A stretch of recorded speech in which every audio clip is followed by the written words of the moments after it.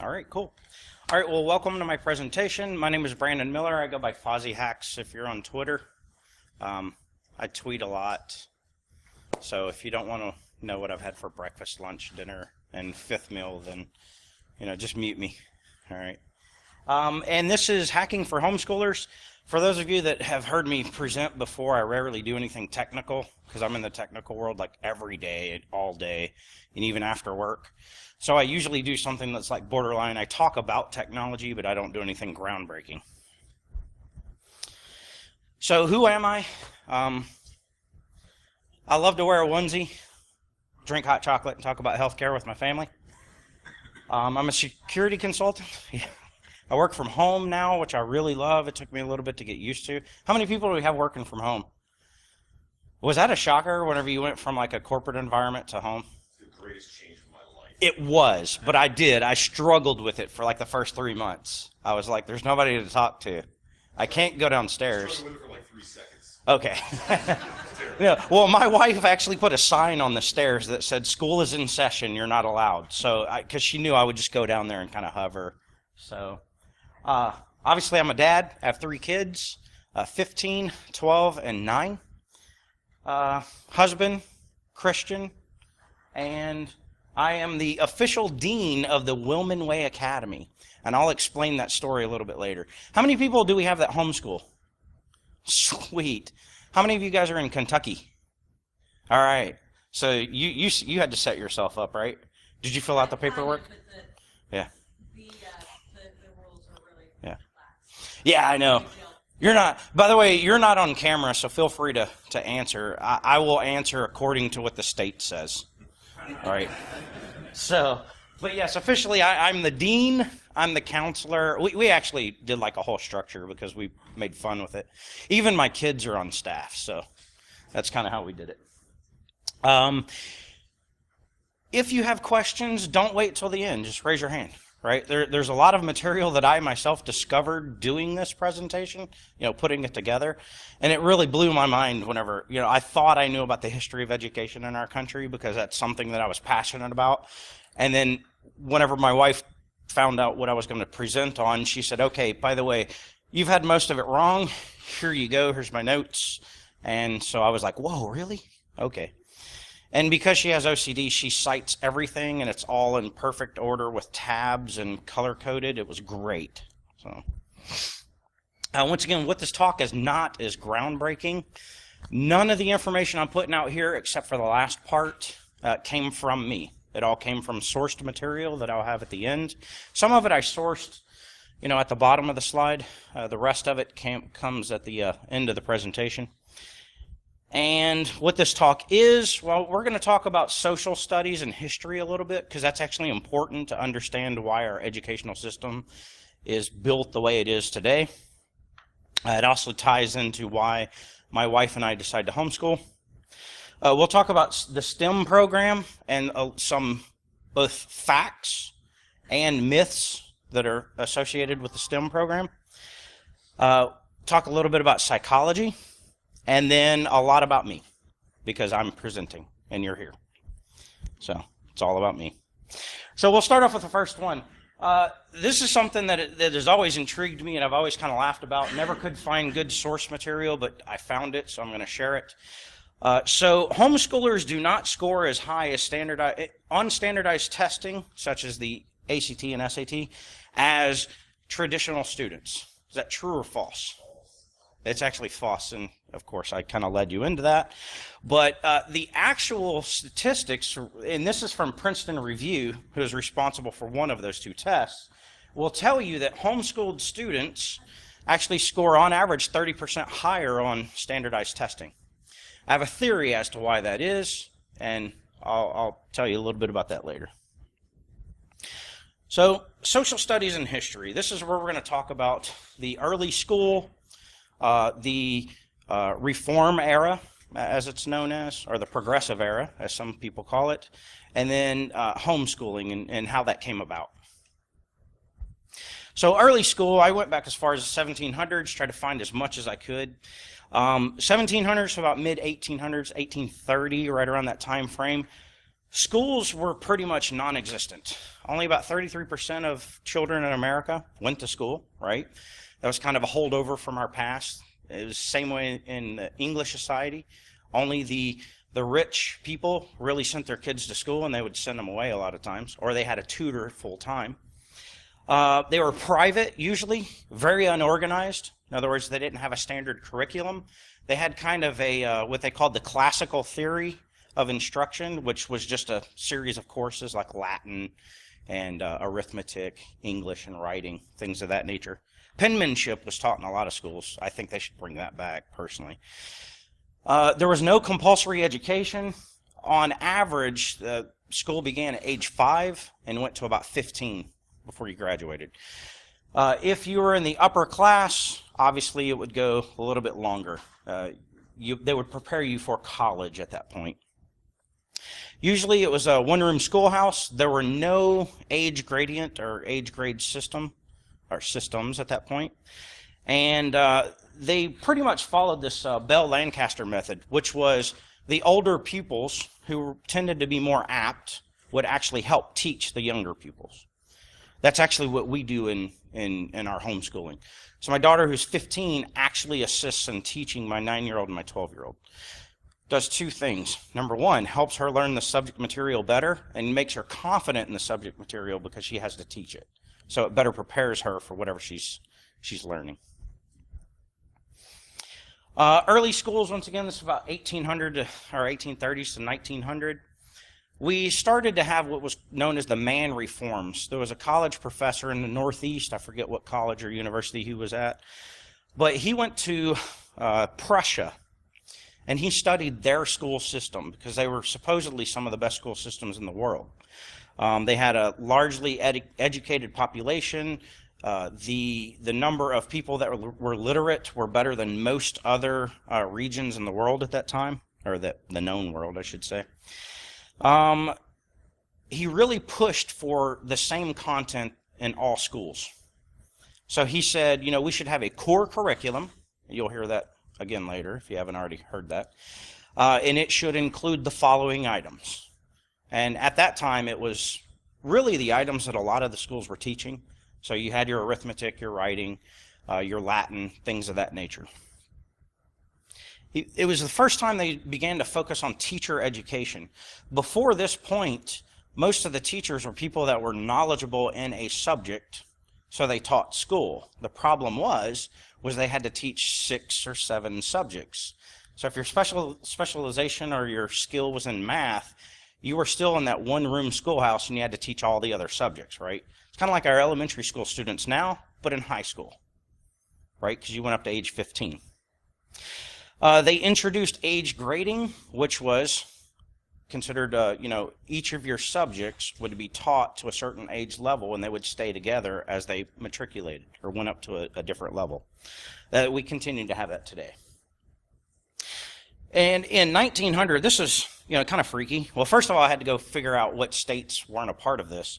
In 1900, only 34 states had compulsory education.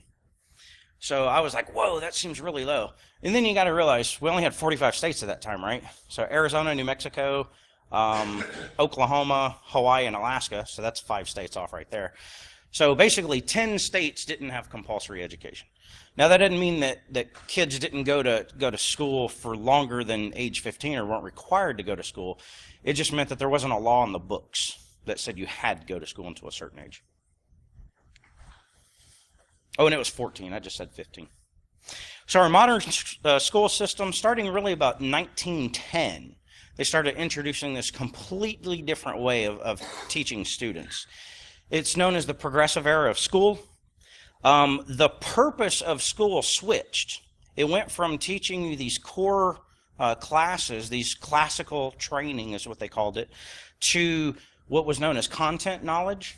In other words, we teach you something, you tell us what we taught you, and then learning how to live, so giving you life skills. About 66% of children attended school. You had compulsory education pretty much all over the nation at that time. Each time a new state would join the union, they would introduce or enact law for compulsory education. The problem was only about 50% of kids actually went long enough to receive a diploma. So a lot of states at that time, compulsory education still ended at 14 or 15 years old.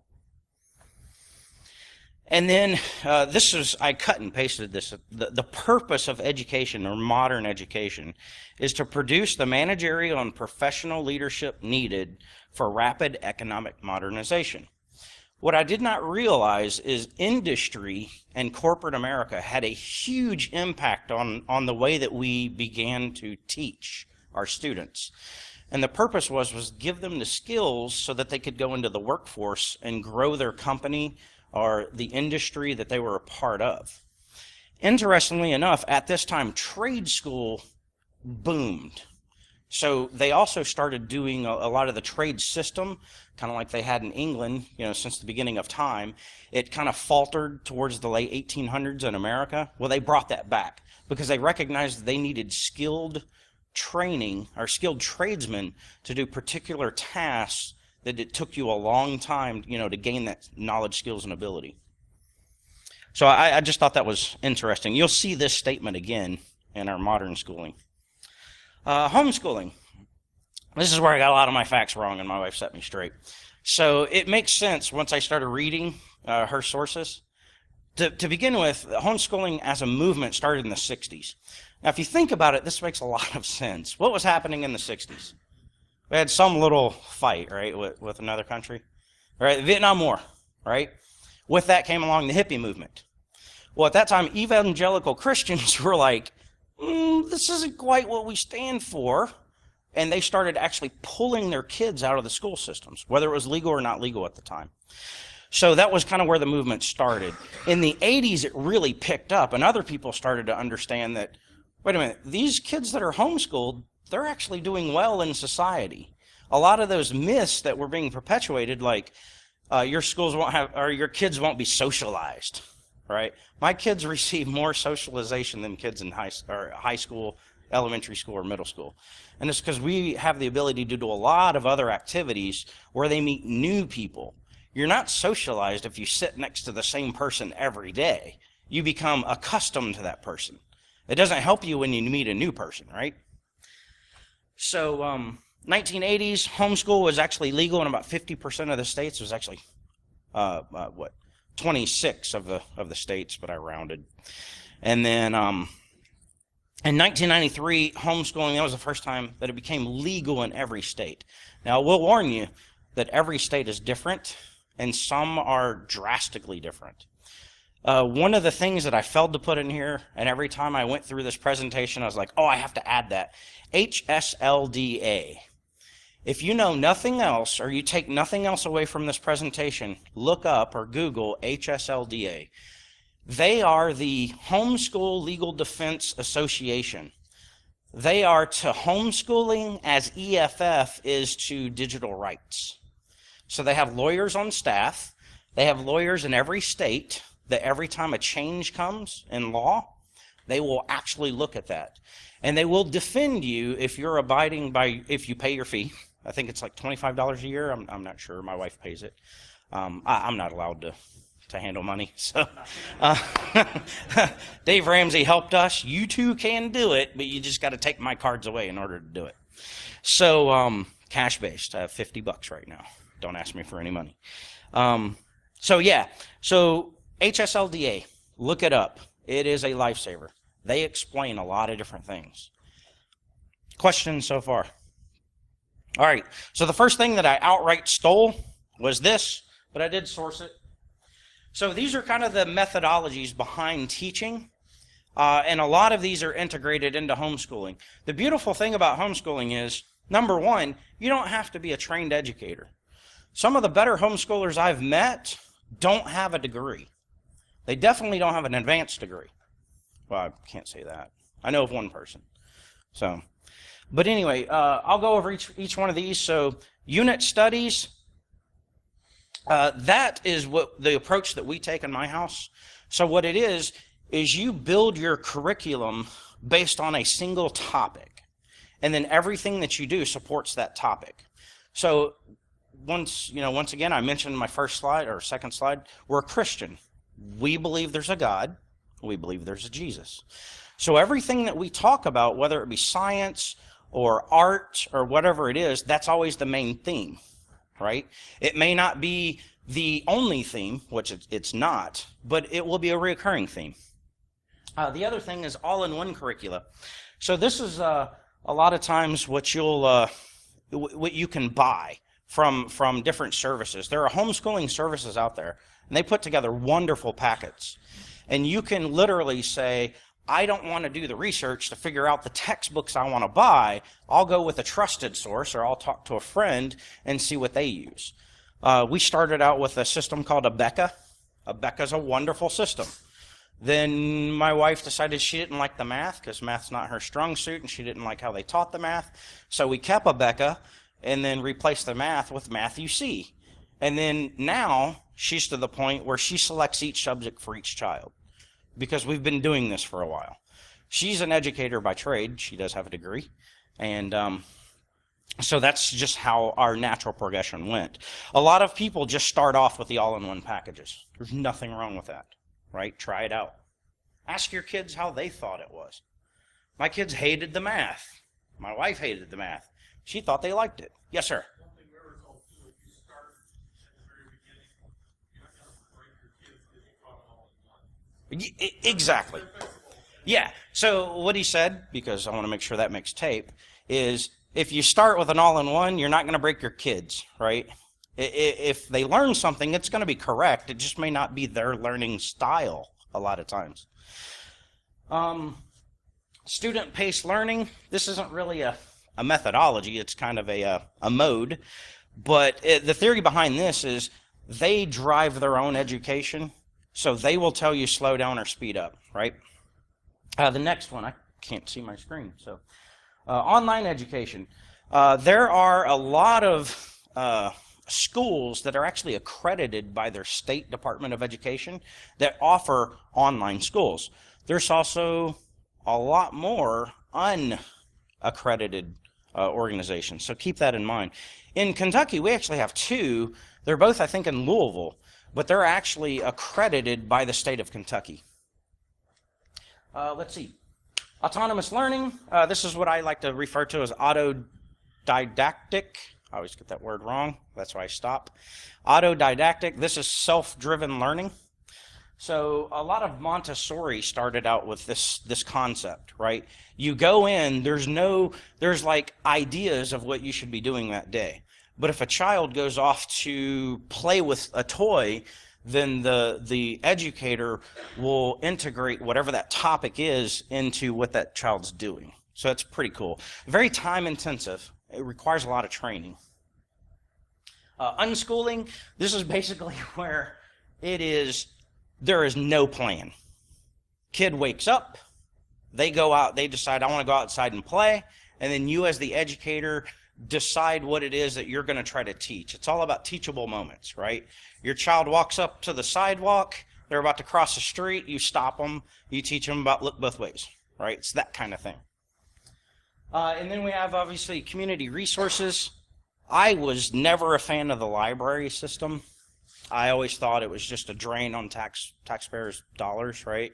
Now I heavily support the library system in Fayette County because they do a lot of really good programs throughout the day, mostly after school, weekends, and they're wonderful. They have great book clubs that, I mean, they will beat the Oprah Winfrey Book Club any day, right? So any questions about these?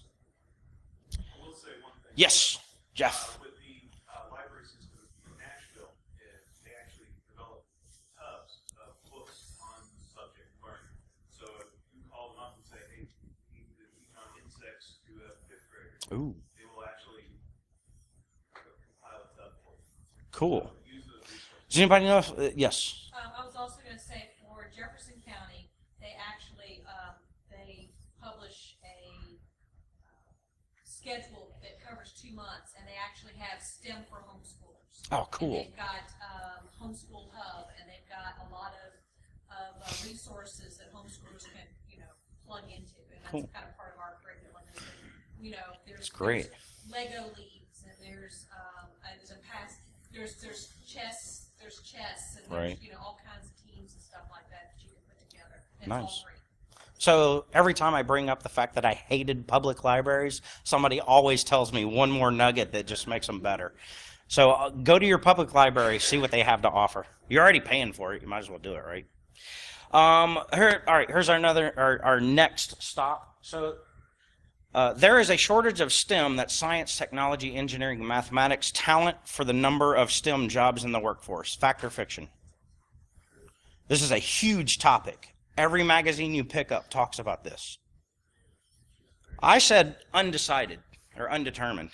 And here's the reason. So almost every article, newspaper, magazine, whatever it might be, news station, they get all their information from the same source. Now, I provided what they source. I provided the statement that they get a lot of their reporting from. Now, let's analyze this. There's some 40,000 computer science bachelor degree earners each year, but roughly 4 million job vacancies for computer workers. That is a typical statement from the Department of Labor and the Department of Education. Here's the problem. Let's take a look at what they said. There's 40,000 comp sci bachelor earners every year. How many people in this room have a computer science degree? That's actually more than normal. Okay, there's a lot. Yeah. So 40,000 out of an entire nation is not a lot. How many people in here that don't have comp sci degrees are in IT or a computer-related field, right? I have a business degree, right? So whenever you look at the actual numbers, first of all, they don't account for people that don't have degrees at all. How many people don't have a degree in this room? And you work in a computer field, right? We're not counted. Well, I have a degree, so you're not counted at all. There's no statistic that covers you that I've found. And I've been researching this for almost 12 months now. So I can't find one. The other one is the definition of a computer worker. That's anyone that uses a computer to complete their daily activities. It does not count cashiers. So I thought that was an interesting little thing. So anyone basically that uses a computer daily, say an office worker, not an IT person, not a computer science person, not an engineer, an architect, they are considered a computer worker. What does it matter that we only have 40,000 STEM related, or this is just, computer science degree earners out there a year, whenever we have other people that can do the job? So start to read into some of the statements, the public statements that are being made. Like I said, this statement has been sourced several times in several articles, and it's actually a little disconcerting for me. Yes? Yes, that's actually in their report to Congress. Matter of fact, one of the best videos I've ever seen in my life was Mike Rose testifying before Congress, where he's talking about our skilled labor force, or as he put it, the unskilled labor force. So it's the best, I think it's 7 minutes that you can watch. He directly talks about this, about how it doesn't matter how many people we have that have college degrees if we can't build a building because we don't have skilled laborers to swing a hammer, right? Something my wife brings up all the time is you can make the best product in the world, but if you don't have an artist to sell it or to draw that marketing brochure, you're not going to sell it. So we need our liberal arts majors, right? That's, I mean, yeah, I know. He's like, we need them. We may not always like them because they think different. They're weird. You know, we're linear in our thought a lot of times, and they're like all over the place. But, okay, so let's talk about STEM. So, time check. Okay, I'm good. So, science, technology, engineering, and math. If you actually go to the Department of Education website, which I have sourced at the end of this, they've actually broken that out. It's, the acronym now is this long. Yes, ma'am.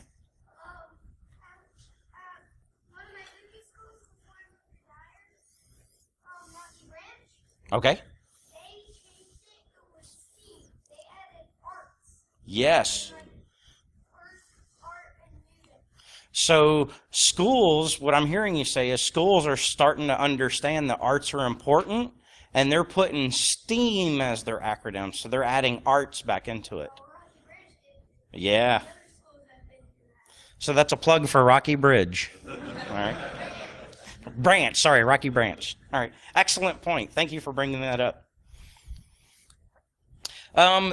STEAM, now you got me saying STEM, actually, it's a beautiful thing. STEM actually started in the 1990s. The National Science Foundation formulated the finished product in 1997, and they actually started with the University of Massachusetts. They gave them a large sum of money and said, can you actually take this program and put it into practice? And they said, probably not, but what we can do is teach the teachers that would put this program in practice. So, that was an excellent way to start. They actually, kind of like STEAM, added their own bits to the acronym, and they said it's Science, Technology, Engineering, and Math Teacher Education Collaborative. So they understood, no amount of money could replicate this all over the country without teaching the teachers. Here's another disturbing point that I discovered. This bottom line was actually, I copied and pasted this from the STEM Tech documentation given to them by NSF. Have we seen that before? That's the same exact statement that started this whole modern era of schooling, right? So the purpose of the STEM program is the same purpose as in 1910, whenever the government said, we need to cater our educational system to our industry and corporate America. So it's still not about necessarily thinking across all verticals, if you will. It's still about learning something specific so that you can help corporate America or the industry base. I'm all about free thinking. I wasn't that way until we started homeschooling, and my wife made me understand. Driving forces behind this, here's some statistics. I won't get into all of them because honestly, most of them don't make sense. So 81% of Asian Americans and 71% of Caucasians attended schools that offer the full range of STEM. What does that matter? Right? To say 81% of Asian Americans attended these schools, that doesn't mean that they're taking the classes. It means they attended the schools, right? You can still select what classes you take. It's based on your state that determines what classes are the minimum standards. I only took 2 years of math in high school because that's all Texas required me to take. And I would have taken 0 if they wouldn't have required it, right? I would have probably filled it with PE or something, which I guess is why we have state laws anyway. All right. So, but this is the full range. I was lucky. My high school offered each one of these classes. They actually had an honors program in each one of the classes too. I was in none of them. And then they came out and said other minorities are drastically worse. They did not have any statistics that would support that. There was no number broken down by any other race or origin. It was just Asian American and Caucasian, and then other was the other one. So I think it's important that they go back and do that study, right? I mean, if you're going to use statistics, you have to use statistics for everything so you can compare the numbers. Now, drastically worse, if it's, 82%, according to the government, or I guess that would be the opposite. If it's 80%, it's not drastic, right? We have no perspective with the numbers that they've given us. No doubt that it's bad. I mean, I've been in a lot of inner city schools that offer very few math. Even for state requirements, they don't meet the state minimum sometimes. That's why sometimes states take over schools. It's because they can't meet the minimums. 16% of high school students are competent in math. That's based on annual competency exams. And then internationally, we're ranked 29th in math and 22nd in science, yet we still lead the world in industry and innovation. I don't see that as a problem yet. It may be a problem in the future. I'm not a forward thinker. I don't think 10 years in the future, right? It's not me. So our next break. Logic and or reasoning is formally taught in less than 2% of schools. If it isn't true, it feels true. Yeah, I couldn't find any statistics whatsoever about the teaching of logic or reasoning skills. And once again, logic and reasoning is that it's the bridge between all subjects. It doesn't really matter if you can specialize in one subject. If you can't write your ideas down on a piece of paper or convey them to someone else, it's not a good thing. Okay, psychology, who cares? Psychology isn't a part of STEM, so we're not even going to discuss it. There's no state emphasis on liberal arts in any state. It's usually the number one programs cut from schools are, and this is really sad, they say we have an obesity problem in children, but PE is always the first to go in elementary school. And then arts and art-related programs in high school are usually the first thing to go, starting with band. How many people took band? This blew my mind. So a lot of people took band. Does music have anything to do with mathematics? Absolutely. So I didn't know what those lines are and the little symbols, right? But immediately my wife was like, that's a quarter note. I'm like, where have I heard that before? Quarter. It's an eighth note. 16? I don't know. There's other notes, right? And it's how many times you beat. And whenever she teaches math, or she did whenever our kids were little, she would beat on a desk. 1, 2, 3, 4. Helps in counting. It starts making another synapse in your brain fire to put two things together instead of just saying, it's 4 things, I got to figure it out, right? I take one away, I have 1, 2, 3, right? Started sounding it out. Really did wonders in our kids' math progression. Once again, no emphasis on sales, marketing, any other soft skill. We're people, we're about soft skills, even though a lot of us are IT and don't like to hear that, right?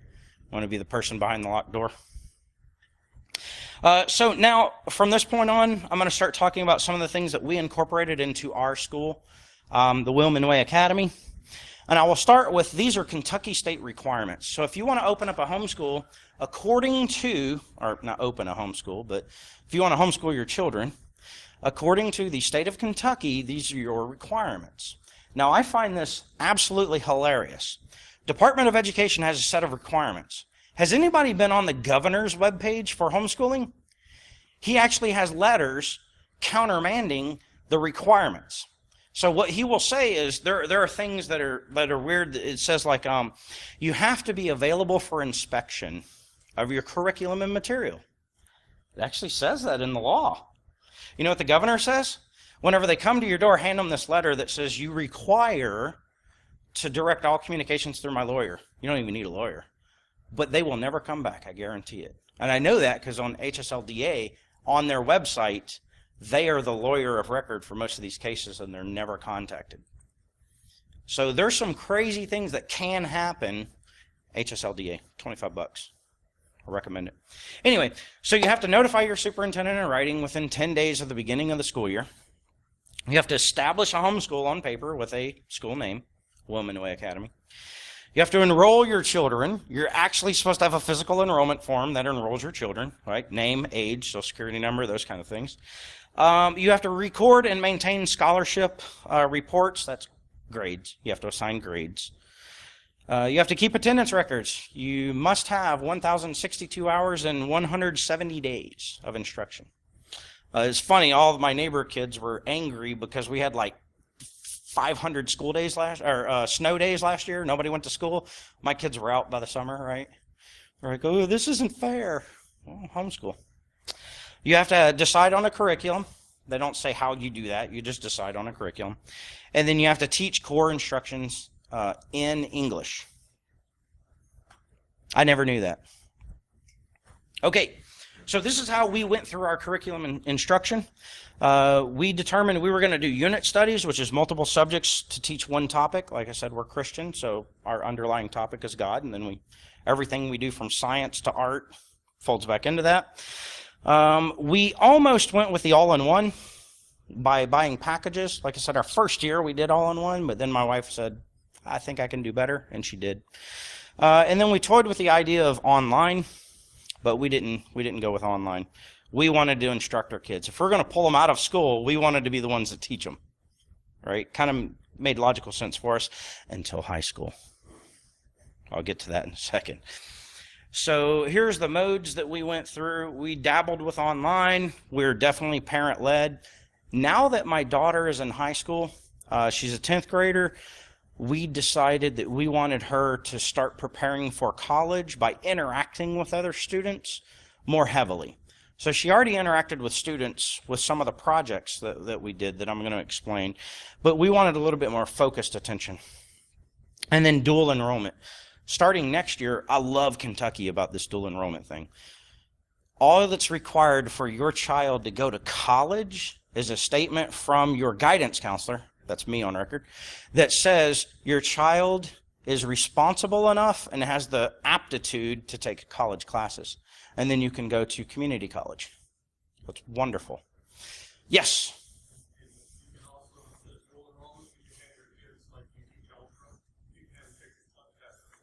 Yes. So you can send your kids after you do the instruction. You can have them do CLEP tests, so they get college credits for that. They can take AP exams. So yeah, there's a lot of opportunities to gain college credit, right? And a CLEP exam that costs $100 will save you several $100s in college fees. So that's what I'm really pushing heavily on my daughter right now. I recommend having a lesson plan. This is the one I started out with. I hope my wife never sees this video because she always makes fun of me because like she does this stuff in her head. She was an educator for years, and I have to write it all down because I can't remember from one day to the next what my goal was, right? But I'll show you what I do now. Now that we've been doing it for 10 years. Yes, sir.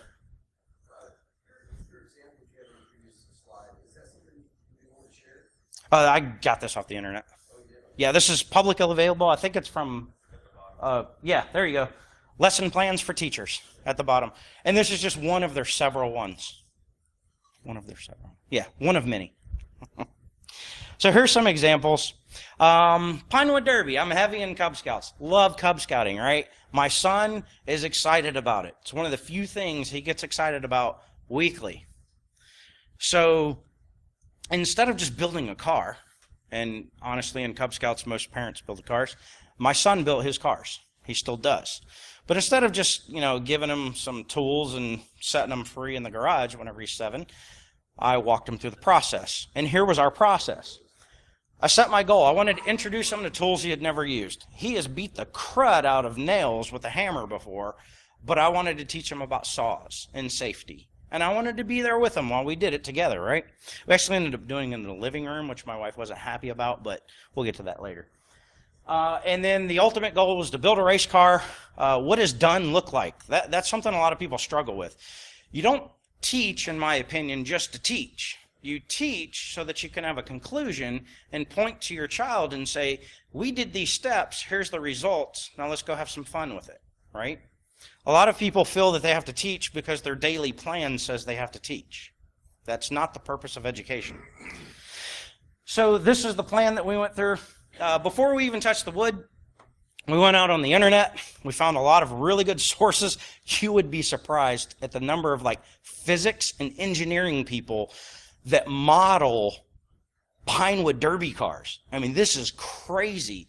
We got to wind test the car that he picked with a statistical model from some guy's website in USC or something like that, UCLA. It was great.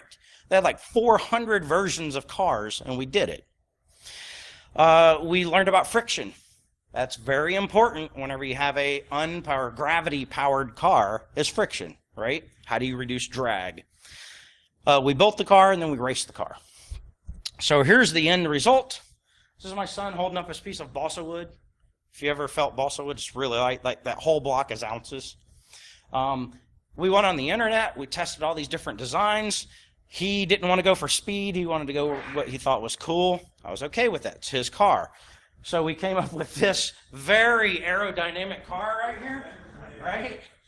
The only thing I did on this whole thing was I did the sanding because I love my son. I think he did a great job. But I wasn't going to let him race that car. So I sanded it, right? Yeah, he did all the cutting himself. He did all the design work himself. And he ended up winning 3rd place. Now, in his den, there were only 5 people, but we didn't talk about that, right? So one wheel fell off, so that guy was, he couldn't even repair it. And we're like, oh, sorry, kid. You did a good job, though. Good job, right? So that is what we do with homeschooling.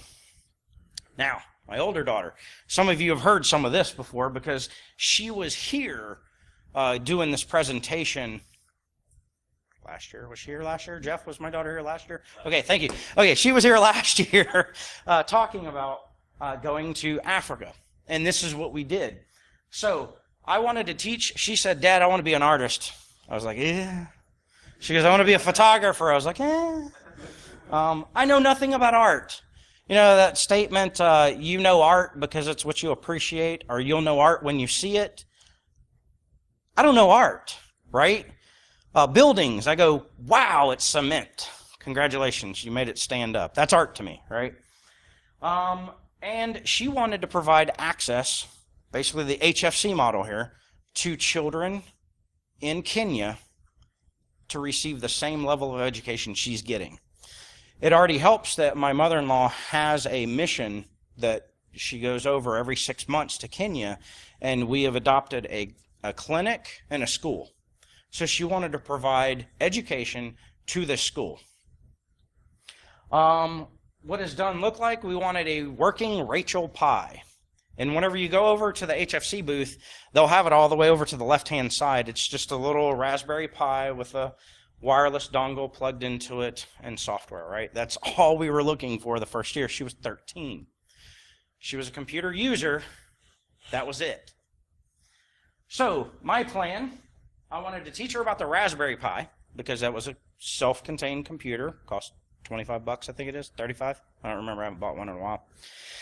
I wanted to build an XBMC server. And the reason for that is, if you know anything about XBMC, it basically is already there. You just have to download it, correctly install it on the SD card, plug it in, and hook it up to a TV. You're done, right? So it was a good baby step. I wanted her to gain an appreciation for Windows, which after I show you one of the pictures here, you will understand that she now has the same cruddy appreciation of Windows the rest of us probably do. I made her do a fresh install on everything, even though the computers were new.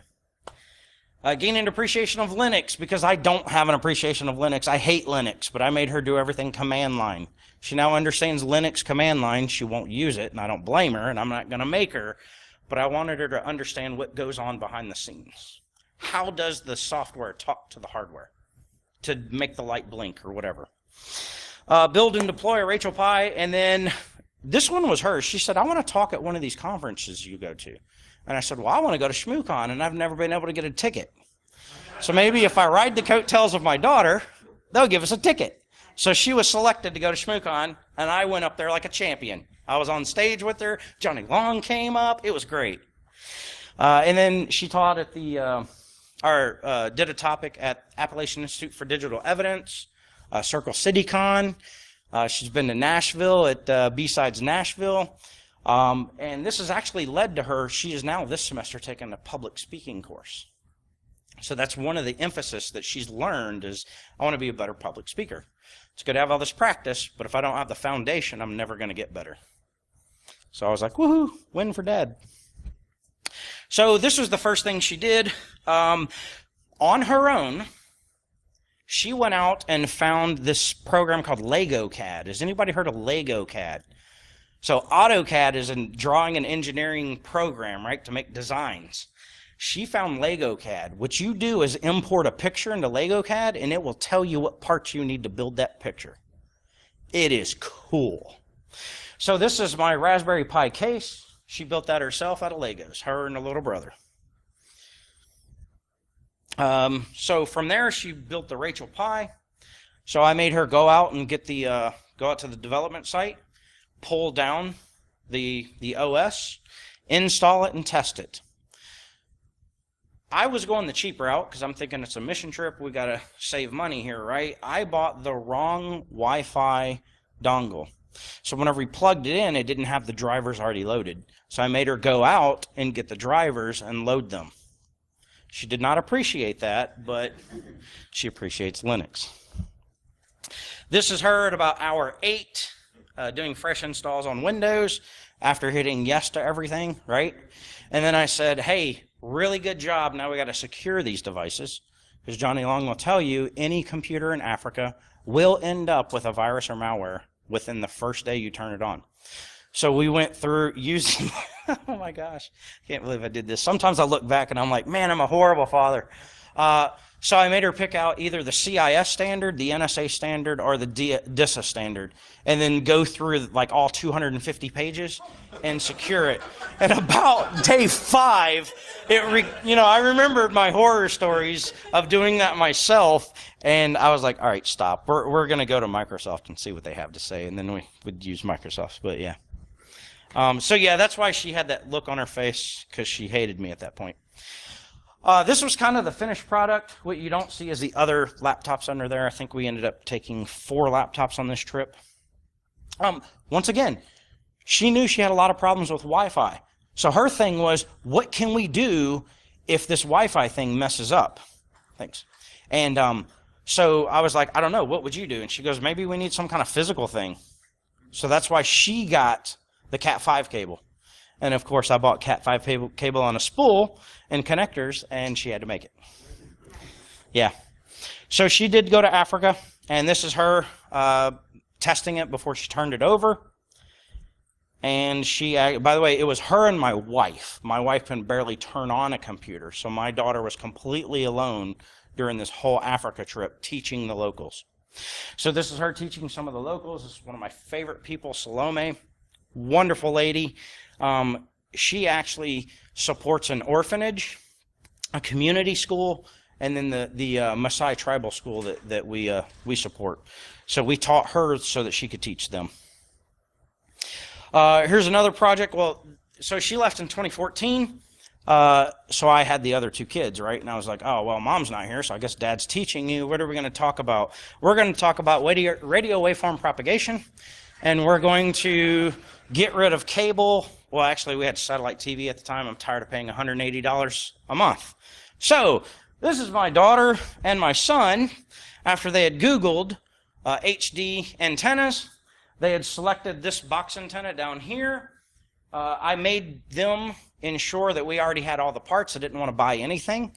So they had to go through all these different websites and all these different models of antennas. And this is the one that they selected. And we tuned our TV. I made them walk around the house to each of the TVs and see where the best placement was. Of course, keeping a nice little list of where they were. And so now we don't have satellite TV anymore. We've completely cut the cord. Last one, Africa 2015. Whenever my daughter came back from Africa, she said, I really love what I did over there. I really want to be an artist. And I said, no, what we need to do is build on what we did. So luckily at ShmooCon, whenever she was giving her presentation, Johnny Long asked if he could have the last 5 minutes. What he did was bring us 2 of his ruggedized pelican pies with the stipulation that she finished them. They were in boxes. So this is my daughter working with Sam Kitch about 4 o'clock in the morning, soldering, which I really don't recommend for the kids, by the way. They should solder during the day whenever they're fresh. But she learned a lot, right? And then we deployed that. Oh, we talked about it at B-Sides Nashville. Thanks, Jeff. Love you. This is her. So she still wants to be a photographer, but this is her first 2 books, geek books, that she's actually gotten. Georgia Weidman's pen testing book. We've started going through that. And then the other one is Black Hat Python, which she looked at it, laughed, and put it on the shelf. Right? She's like, if you can't do it, I'm not going to try it. And I was like, wrong attitude, but I won't make you. And then whenever we went to Africa, we actually were able to do 2 things. We went to Uganda first, help support Johnny setting up his hackerspace. And these are each of my children teaching robotics and electronics. My 9-year-old is one of the people teaching. He would not have been able to do that had we not homeschooled, right? He would have been sitting in the corner, probably playing on his iPad. But because he had enough skills, those foundational skills and logic, as a 9-year-old, to train. So Johnny said, let him try. We'll see what he can do. He did a really good job. So any questions? Is it? It's one of my favorite people in Africa. Yes, sir.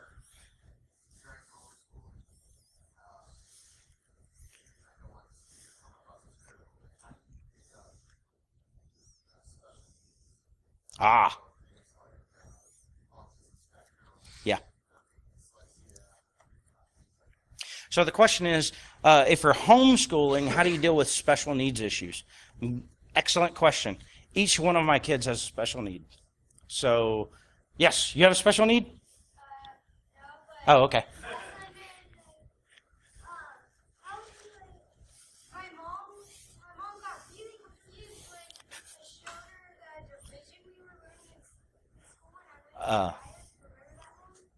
Are you doing Common Core? Oh, yeah, I'm sorry.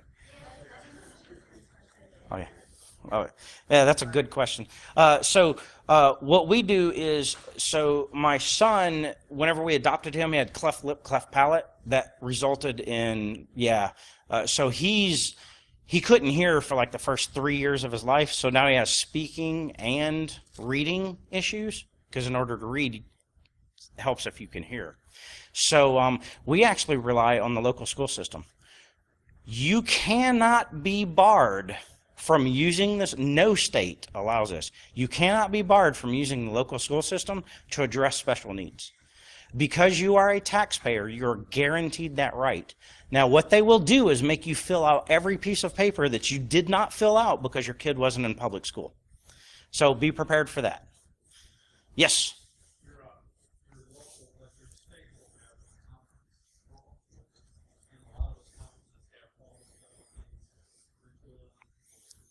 Yes. So one of my favorite ones, Great Homeschool Conventions.